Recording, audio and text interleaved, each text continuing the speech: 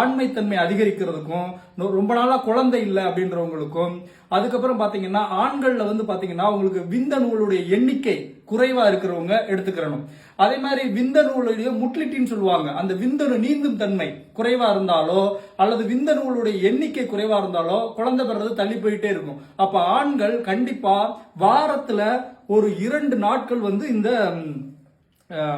முருங்கைப்பூ முருங்கை இலை சூப் எடுத்துக்கிறணும். நிறைய பேர் இலைய மட்டும்தான் வச்சு சூப்பு போடுவாங்க, முருங்கை பூவையும் வச்சு சூப்பு போடணும்.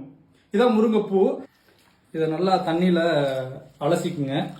அடுத்து வந்து தேவையான பொருள் என்ன அப்படின்னா, தேவையான அளவு பூண்டு, சீரகம், மிளகு. பூண்டு, சீரகம், அப்புறம் மிளகு, இதையும் சேர்த்து நல்லா இடிச்சுக்குங்க. ஒரு சம்பு தண்ணி ஊத்திக்குங்க.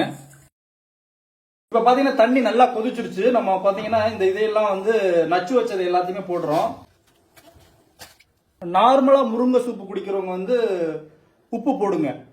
ஆனா வந்து இந்த மருத்துவத்துக்காக குடிக்கிறீங்களா ஆண்கள், குழந்தை இல்லாத ஆண்கள், அவங்க உப்பு போடாம குடிங்க. ஏன்னா உப்பு போட்டீங்கன்னா அதோடைய மருத்துவ குணம் எல்லாம் போயிடும்.